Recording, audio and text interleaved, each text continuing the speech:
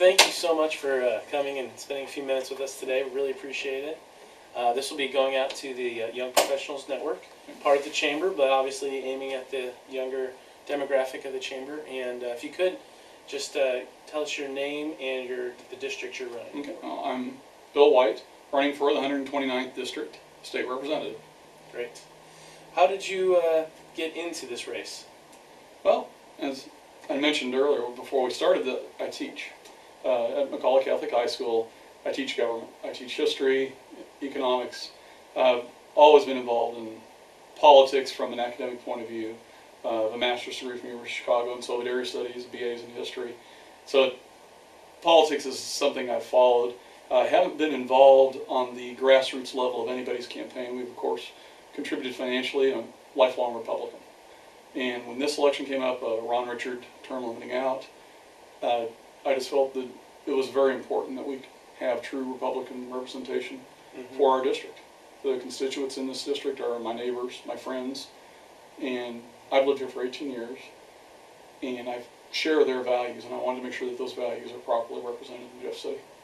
With Ron Richard term limiting out, it creates all these open seats, right, but it also gets rid of the leaders that have been there getting things done.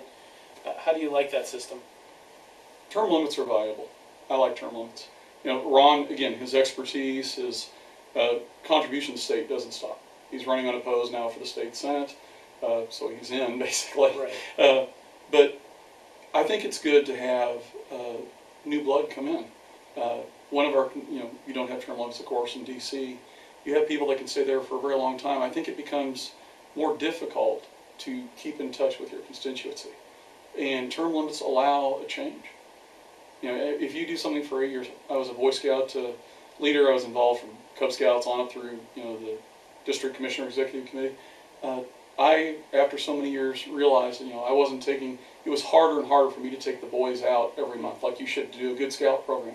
It became harder. My girls were growing up. I had other obligations. I think if you stay at something a long time, it becomes easier to be complacent and to just lose touch. Not that you're not going to try to do your best job, but it becomes, the job takes on somewhat of a life of its own. Yeah. And part of one of the things I've done in my campaign, telling people, is that I'm going to be reachable. They're going to be able to get a hold of me. My flyers have my cell phone number on it, and that's going to be a cell phone number that I have. Wow. And it's going to be there. If you get 150 calls on it a day, it'll be tough to answer them all in one day, but that number isn't going to change. Wow. I'm going to be accessible to our constituents. Do you, have you looked at having a Facebook profile or Twitter? Well, I actually did programming for nuclear plants, so I'm computer oriented, but I haven't quite caught into the Facebook. I do have a Facebook for my campaign and one for me now, but I will admit that I'm not very good at it. Yeah. Some of my college supporters and high school supporters are kind of helping me with it, but right. I need to learn Facebook. My wife is not very computer oriented. Dr. Nichols here in town, she often has to come to me with any sort of computer issue. She knows Facebook better than I do, so that is one of my goals, is to really get to where I can work Facebook. Right now I was trying to figure out, how do I send a message to everybody? Right. I haven't figured that. I put stuff out there, I can post things on my board, but it's something that I need to, it's a newer technology. I do text on phones, so not when I'm driving. That's okay. a good thing.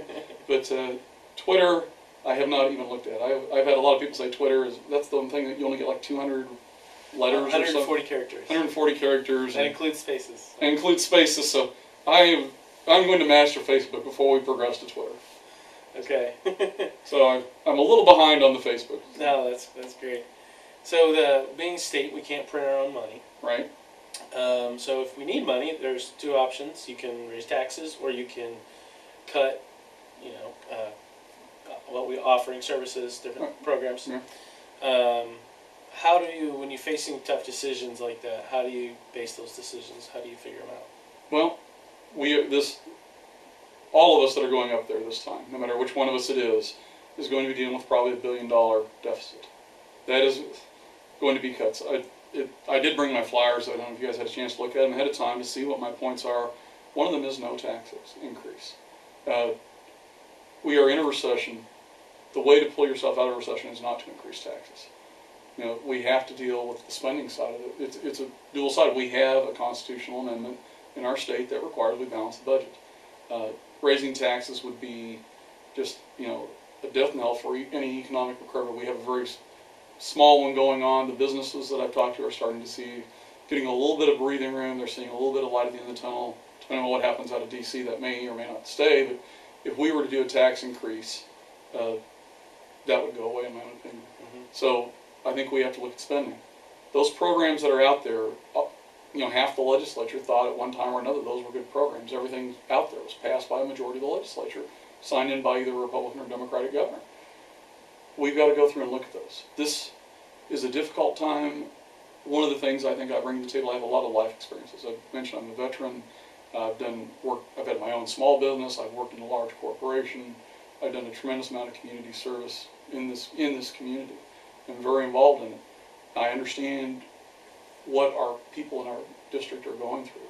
But I bring to the table that ability to be fair and even, to be able to analyze a scenario and say, you know, where are the cuts? One of the things I won't do is say this area, for example, education, is just untouchable.